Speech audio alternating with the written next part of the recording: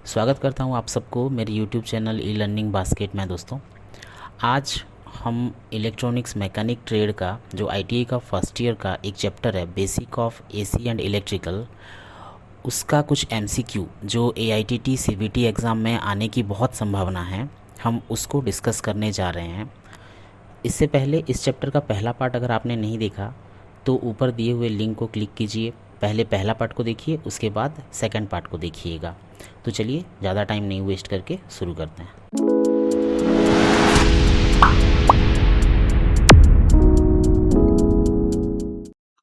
तो देखते हैं question number 23। Which formula is use to find the conductance? चालकता ज्ञात करने के लिए किस सूत्र का उपयोग किया जाता है? Option A Q/V, option B I/R, option C V/I, option D I/V। तो हमारा जो रेजिस्टेंस होता है वो कंडक्टेंस का ऑपोजिट होता है। तो रेजिस्टेंस का फॉर्मूला होता है वोल्टेज बाय करंट, इसका मतलब V/I। तो उसका उल्टा क्या होगा conductance? That is I/V, that is current by voltage. तो यहाँ पे ऑप्शन डी है हमारा right answer. Question number 24। Which materials are used for semiconductor? अर्धचालक के लिए कौन सी सामग्री का उपयोग किया जाता है? Option A gallium and indium, option B silver and aluminium, option C arsenic and antimony, option D silicon and germanium. तो जिस मटेरियल के थ्रू करंट इजीली पास कर सकता है और करंट इजीली प्रवाहित हो सकता है उसको हम कंडक्टर कहते हैं। जिस मटेरियल के थ्रू करंट इजीली पास नहीं कर पाता तो उसे कहा जाता है इंसुलेटर। तो सेमीकंडक्टर जो मटेरियल है उसका प्रॉपर्टी कंडक्टर और इंसुलेटर के बीच में रहता है।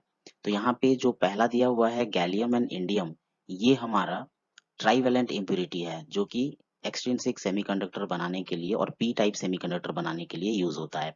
सिल्वर और एल्यूमिनियम ये हैं कंडक्टर्स। आर्सेनिक एंड एंटीमनी इनको एन टाइप सेमीकंडक्टर बनाने के लिए यूज होता है। और सिलिकॉन एंड जर्मेनियम है हमारे प्योर सेमीकंडक्टर। तो ऑप्शन डी है आपका right answer. Question number 25। Which metal has very good conductivity of electric current? किस धातु में विद्युत धारा की बहुत अच्छी चालकता होती है? तो यहाँ पे चांदी जो कि सिल्वर है वो सबसे बेस्ट कंडक्टर होता है। उसके बाद आपका कॉपर आता है और उसके बाद आपका गोल्ड आता है। तो सबसे बेस्ट कंडक्टर हुआ आपका सिल्वर। तो ऑप्शन बी है आपका right answer. Question number 26। How the insulation coating stays without damage even on bending the wire?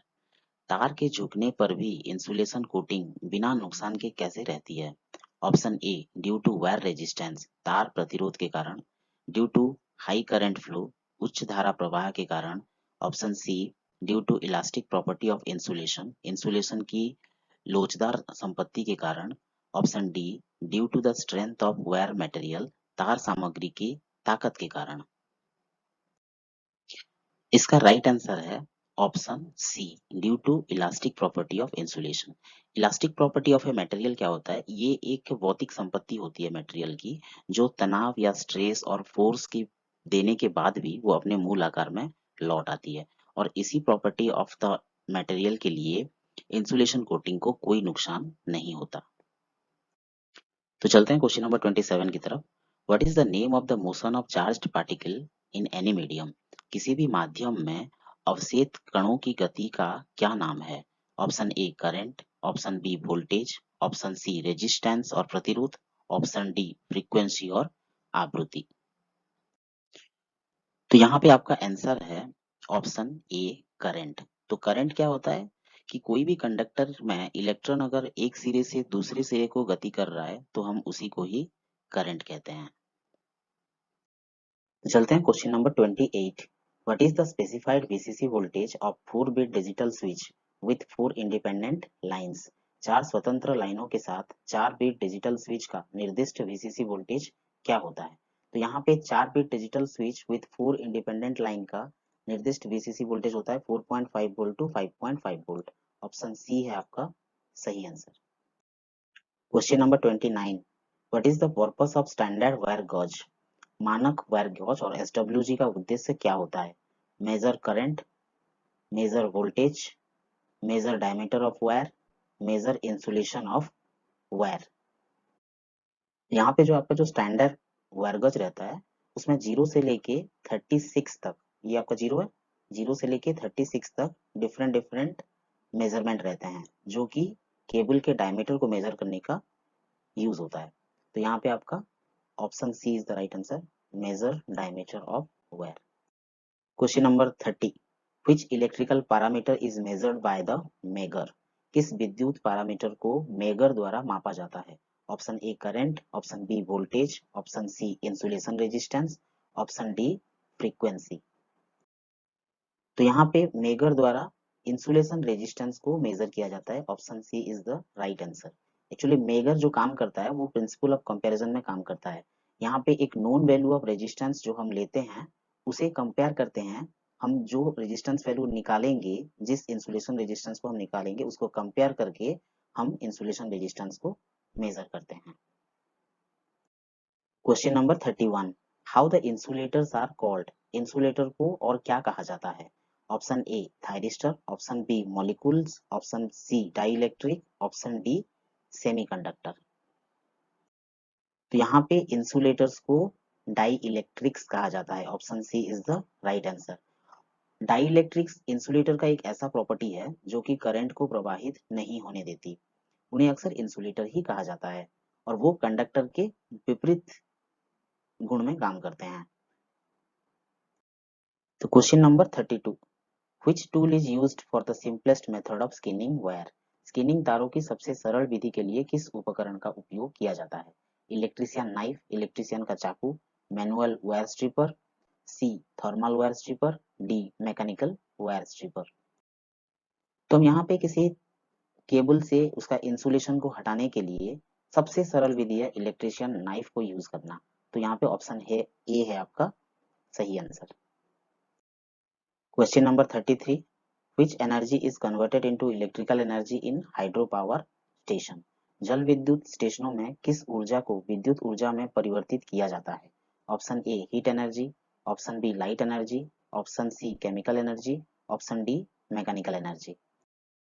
तो यहाँ पे जो हाइड्रो पावर स्टेशन है, हाइड्रो पावर स्टेशन में पानी को एक उच्च स्तर पे रखा जाता है और जब डैम का गेट खोला जाता है तो पानी बहुत ही स्पीड से प्रवाहित होके आके जनरेटर के ब्लेड में टकराती है और जनरेटर इलेक्ट्रिसिटी प्रोड्यूस करता है। तो ये जो पानी बहुत स्पीड से आती है तो वो पानी का काइनेटिक एनर्जी होता है और काइनेटिक एनर्जी एक मैकेनिकल एनर्जी है। तो ऑप्शन डी है आपका right answer. Question number 34, which tool is used to measure the size of the wire? तार के आकार को मापने के लिए किस उपकरण का उपयोग किया जाता है? Option A try square, option B steel rule, option C feeler gauge, option D standard wire gauge और एसडब्ल्यूजी। तो size of the wire, size of the wire मतलब एक वायर का डायमीटर को मेजर करना और वायर के डायमीटर को मेजर करने के लिए हम एसडब्ल्यूजी जो कि हमारा स्टैंडर्ड वायर गॉज है हम उसे यूज करते हैं। तो यहाँ पे ऑप्शन डी है आपका करेक्ट आंसर। तो चलते हैं question number 35, which parameter of the wire is directly proportional to the current carrying capacity? तार का कौन सा पैरामीटर वर्तमान वहन और करंट वहन क्षमता को सीधे आनुपातिक है? Option A wire resistance, option B passing current, option C conductor shape, option D conductor diameter. तो यहाँ पे कंडक्टर का डायमीटर और कंडक्टर का व्यास जितना मोटा होगा, एक कंडक्टर जितना मोटा होगा उसका करंट कैरिंग कैपेसिटी उतना ज्यादा होगा। तो अगर कंडक्टर मोटा हुआ तो उसका रेजिस्टेंस घट जाएगा, रेजिस्टेंस घट जाएगा तो उसकी करंट कैरिंग कैपेसिटी बढ़ जाएगी। तो ये conductors diameter is the right answer. Question number 36, what is the effect on the current flow with increased diameter of the conductor? Conductor के बढ़े हुए व्यास के साथ करंट प्रवाह पर क्या प्रभाव है? ऑप्शन ए रेजिस्टेंस इंक्रीज, प्रतिरोध बढ़ता है, option B opposes more current, अधिक करंट का विरोध करता है, option C more voltage drop, अधिक वोल्टेज की गिरावट, option D allows high current to flow, उच्च करंट प्रवाह की अनुमति देता है। तो ये पिछले वाले क्वेश्चन को थोड़ा सा घुमा के पूछा है कि अगर कंडक्टर का डायमीटर बढ़ जाएगा तो ऑब्वियस सी बात है कि वो ज्यादा करंट कंडक्टर के अंदर प्रवाह होगा। तो यहाँ पे ऑप्शन डी है correct answer, allows high current flow. Question number 37, what is the relation of wire diameter with current carrying capacity of conductor? Conductor की करंट ले जाने की क्षमता के साथ तार के व्यास का क्या संबंध है? Option A, wire get less heat, तार से गर्मी कम होती है। ऑप्शन बी, डायरेक्टली प्रोपोर्शनल, सीधे अनुपातिक। Option C, inversely proportional. Option D, drops more voltage across it. तो यहाँ पे वही क्वेश्चन को फिर से थोड़ा सा घुमा के पूछा है कि current carrying capacity of a conductor का डायमीटर के साथ क्या रिलेशन होता है। तो अगर कंडक्टर का डायमीटर और अथवा व्यास अगर बढ़ गया तो उसकी करंट कैरिंग कैपेसिटी भी ज्यादा हो जाती है। तो यहाँ पे वो डायरेक्टली प्रोपोर्शनल है, एक चीज बढ़ता है तो दूसरा चीज भी बढ़ता है, तो इसे हम डायरेक्टली प्रोपोर्शनल कहते हैं। तो ऑप्शन बी है आपका सही answer. Question number 38, what is the name of instrument used to measure electrical quantities? विद्युत मात्रा को मापने के लिए प्रयोग किए जाने वाले उपकरण का नाम क्या है? Option A meter, option B tester, option C भी tester, option D vernier caliper. तो हम यहाँ पे इलेक्ट्रिकल क्वांटिटीज को जिस इंस्ट्रूमेंट में भी मेजर करते हैं, चाहे वो आपका एमीटर हो, चाहे वो आपका वोल्ट मीटर हो, चाहे आपका मल्टीमीटर हो, सारे मीटर की रेंज में आते हैं और मीटर की कैटेगरी में आते हैं। तो यहाँ पे ऑप्शन ए है आपका सही answer. Question number 39, which terminal of a meter is connected for measuring electrical quantity? विद्युत मात्रा को मापने के लिए मीटर का कौन सा टर्मिनल जुड़ा हुआ है? Option A input terminal, option B output terminal, option C भी आउटपुट टर्मिनल दिया था, ऑप्शन डी पॉइंटर मैकेनिज्म, सूचक तंत्र। तो यहाँ पे जो आप देख पा रहे हैं, ये जो एमीटर है इसका दो टर्मिनल है, एक है पॉजिटिव टर्मिनल, एक है नेगेटिव टर्मिनल। इन दोनों टर्मिनल में एक में हम पॉजिटिव वायर ड्रॉ करेंगे, एक में हम नेगेटिव वायर ड्रॉ करेंगे, और ये हम करंट को इनपुट दे रहे हैं और इसका आउटपुट हमें इस डिस्प्ले में दिखाई देगा। अगर यहाँ पे करंट इनपुट हो रहा है तो जितना करंट इनपुट हो रहा है ये निडल उतना डिफ्लेक्शन दिखाएगा। मान लीजिए आपका 2 एम्पियर करंट इनपुट दिए हैं आप, तो ये निडल आपका आके 2 पे, इसका पॉइंटर आके 2 पे दिखाएगा। तो ये जो हो गया, हम यहाँ पे करंट इनपुट दिए तो ये हमारा हो गया इनपुट टर्मिनल। तो ऑप्शन ए है आपका सही answer. Question number 40, how the electrical quantity measured by the meter is marked in it? Meter द्वारा मापी गई विद्युत मात्रा को इनमें से कैसे चिन्हित किया जाता है? Option A using colour code, रंग कोड का उपयोग करना। Option B printing the values, value को प्रिंट करना। ऑप्शन सी भी सेम है, printing the values. Option D directly printing the specification, सीधे स्पेसिफिकेशन को प्रिंट करना। तो यहाँ पे मीटर के ऊपर जितने भी इलेक्ट्रिकल क्वांटिटी दिए हुए रहते हैं वो डायरेक्टली इसके ऊपर प्रिंट किए हुए रहते हैं, डायरेक्टली उनका वैल्यू यहाँ पे दिया हुआ रहता है। जैसे कि यहाँ पे एम्पियर लिखा हुआ है, यहाँ पे कॉमन लिखा हुआ है, वो डायरेक्टली ये सारे वैल्यू को प्रिंट किया जाता है। तो यहाँ पे ऑप्शन बी, ऑप्शन सी दोनों ही राइट आंसर है, दोनों ही सेम है। Option B and option C, printing the values, ये वाल्व नहीं होगा, ये वैल्यूज होना चाहिए। Question number 41, what is the meaning of the symbol marked X on the emitter dial? Ammeter dial पर प्रतीक X का क्या अर्थ है? ये जो है हमको ये पूछा है, यहाँ पे X मार्क्स दिया है तो इसका मीनिंग क्या है? तो option A type of meter, option B position of indicator, option C same position indicator, option D percentage error of the meter. तो आप यहाँ पे फिगर में देख पा रहे हैं कि ये वाला जो फिगर है, यहाँ पे ये एक ये वो पोजीशन, ये जो वो फिगर, यहाँ पे जो ऐसा टाइप का एक फिगर दिया हुआ है परपेंडिकुलर टाइप, तो ये आपका ये निडल का एग्जैक्ट पोजीशन को दिखाता है। तो यहाँ पे आपका ऑप्शन है it is a position indicator, option B option C दोनों सही है।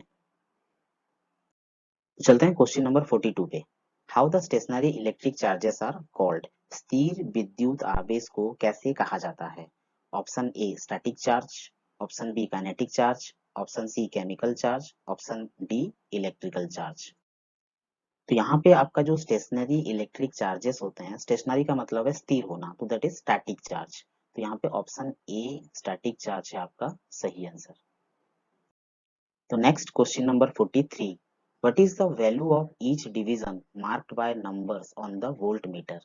वोल्ट मीटर पर संख्याओं द्वारा चिन्हित प्रत्येक विभाजन का मूल्य क्या है?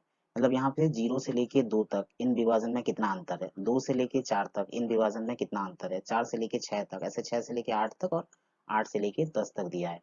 तो यहाँ पे ऑप्शन ए दिया है 1 volt, option B 2 volt, option C 2 volt, option D 5 volt. तो यहाँ पे 0 से लेके 2 तक, 2 से लेके 4 तक जो भी आपके वोल्टेज का अंतर है वो हर जगह पे 2 वोल्ट का अंतर है। यहाँ पे भी 2 और सारी जगह पे 2 वोल्ट का अंतर है। तो यहाँ पे आपका आंसर है 2 वोल्ट। तो यहाँ पे भी बी और सी सही होगा क्योंकि दोनों में 2 वोल्ट दिया हुआ है। तो एट लास्ट वीडियो को पूरा देखने के लिए बहुत बहुत धन्यवाद। तो दोस्तों, अगर आपको वीडियो अच्छा लगा तो वीडियो को लाइक और सब्सक्राइब करना मत भूलिएगा। मैं आगे चल के आपको ऐसा वीडियो लाता रहूँगा। और एक बात, अगर आपको कुछ डाउट है तो आप नीचे मुझे कमेंट भी कर सकते हैं। मैं आपके हर क्वेश्चन का आंसर देने की पूरी कोशिश करूँगा। तो again thank you so much.